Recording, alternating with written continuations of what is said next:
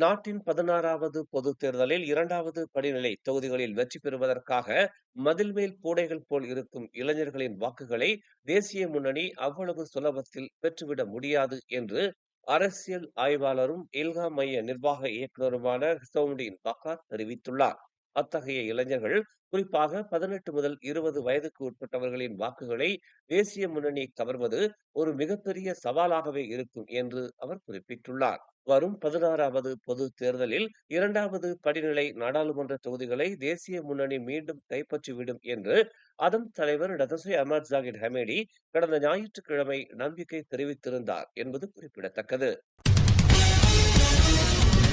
Malaysian airports holdings Berhad நிறுவனத்தை தனியார் மயப்படுத்தும் நடவடிக்கையில் 50 கோடி வெள்ளி இழப்பு ஏற்பட்டுள்ளதாக கூறப்படுகிறது. இதுகுறித்து சாட்சியம் அளிக்க போக்குவரத்து அமைச்சர் அந்தோனி லோக்கை அழைக்க வேண்டும் என்று பொது கணக்கு குழுவின் தலைவர் மாஸ் எர்மியாத்தி கோரிக்கை விடுத்துள்ளார். எர்மியாத்தியின் இக்கோரிக்கை உள்நோக்கம் கொண்டது என்று அந்தோனி லோக் சாடியுள்ளார். எர்மியாத்தியின் அக்கோரிக்கை அரசியல் உள்நோக்கத்துடன் விடுக்கப்பட்டதா என்று கேட்க விரும்புவதாகவும், பெசாத்து கட்சியின் மகளிர் பிரிவு தலைவருமான அவர் தம்மை பற்றிய தவறான ஒரு பிம்பத்தை உருவாக்க முனைகிறார் என்றும் அந்தோனி லோக் குற்றம் சாட்டினார். முன்னாள் பிரதமர் நஜீப் ரசாக்கை வீட்டுக் காவலில் வைக்கும் விவகாரத்தை கூட்டரசு நீதிமன்றத்திற்கு அரசாங்கம் கொண்டு சென்றுள்ளது. தமது எஞ்சிய சிறை தண்டனை காலத்தை வீட்டில் கழிக்க அனுமதிக்க கோரி நஜீப் ஏற்கனவே சீராய்வு மனுவை தாக்கல் செய்துள்ளார். அதனை எதிர்த்து அரசாங்கத்தின் சார்பில் சட்டத்துறை தலைவரின் அலுவலகம் மேல்முறையீட்டு நீதிமன்றத்தில் நேற்று முன்தினம் விண்ணப்பம் ஒன்றை தாக்கல் செய்துள்ளது. நஜீப்பின் சீராய்வு மனுவை மேல்முறையீட்டு நீதிமன்றத்தின் 3 நீதிபதிகள் அடங்கிய அமர்வு ஒருமனதாக ஏற்றுக்கொள்ளவில்லை. மாறாக 2-1 எனும் அடிப்படையில்தான் அத்தீர்ப்பு அளிக்கப்பட்டுள்ளது. ஆகவே இதுகுறித்து கூட்டரசு நீதிமன்றத்திடமிருந்து தெளிவான வியாக்கியானத்தை பெறும் நோக்கத்தில் சட்டத்துறை தலைவரின் அலுவலகம் மேல்முறையீடு செய்துள்ளது. நஜீப்பை வீட்டுக் காவலில் வைப்பதற்கு முன்னாள் பேரரசர் அரச உத்தரவு பிறப்பித்தார் என்று கூறப்படுகிறது. அந்த உத்தரவை அமல்படுத்த அரசாங்கத்தை வலியுறுத்த நஜீப் அனுமதி கோரியிருந்தார். அதற்கு மேல்முறையீட்டு நீதிமன்றத்தின் 3 நீதிபதிகள் அடங்கிய அமர்வில் இருவர் நஜீப்புக்கு ஆதரவாக தீர்ப்பளித்த வேளையில் மற்றொரு நீதிபதி அதற்கு எதிராக தீர்ப்பளித்தார்.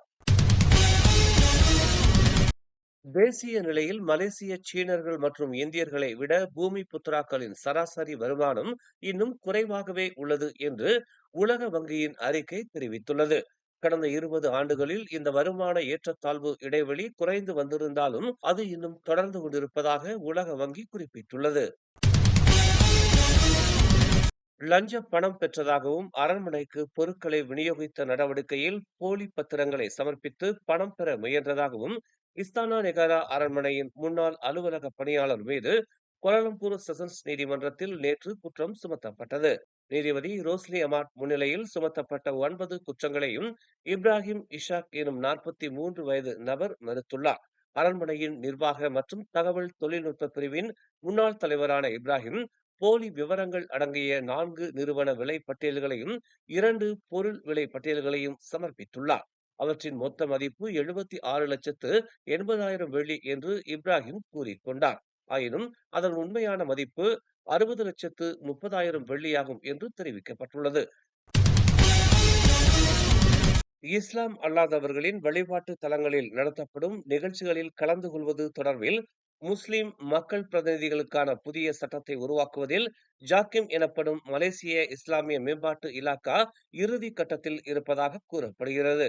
அத்தகைய புதிய வழிகாட்டுகள் தொடர்பில் வாங்கி நாடாளுமன்ற உறுப்பினர் சரர்சுவான் ஜோஹான் சமய விவகாரத்துறை அமைச்சர் முகமது நைம் முக்தாரை சந்திக்க திட்டமிட்டுள்ளார். ஜாக்கிமின் அத்தகைய புதிய வழிகாட்டிகள் இஸ்லாம் அல்லாத வழிபாட்டு தலங்களில் ஏற்பாடு செய்யப்படும் நிகழ்ச்சிகளுக்கு இஸ்லாம் சமய பிரதிநிதிகளுக்கு அழைப்பு விடுக்கப்படுவதில் தாக்கத்தை ஏற்படுத்தும் என்று அவர் கூறினார். இஸ்லாம் சமய மக்கள் பிரதிநிதிகள் வழிபாடுகளில் கலந்து கொள்வதற்காக இஸ்லாம் அல்லாதவர்களின் வழிபாட்டு தலங்களுக்கு செல்லவில்லை. ஆனால் தங்களின் வாக்காளர்களுக்கான பொறுப்பையும் கடமையையும் ஆற்றவே அங்கு செல்கிறார்கள் என்று சரட்ஜுவான் தனது இன்ஸ்டாகிராம் பக்கத்தில் தெரிவித்துள்ளார். மேலும் செய்திகளை தெரிந்து கொள்ள தமிழ் மலர் நாளிதழை பாருங்கள். எங்களோடு இணைந்திருக்க மலர் டிவியை பதிவு செய்து கொள்ளுங்கள். உறவுகள் மகிழ்ந்திட விருப்பம் மற்றும் பகிர்வு சேவையை சொடுக்கிடுங்கள்.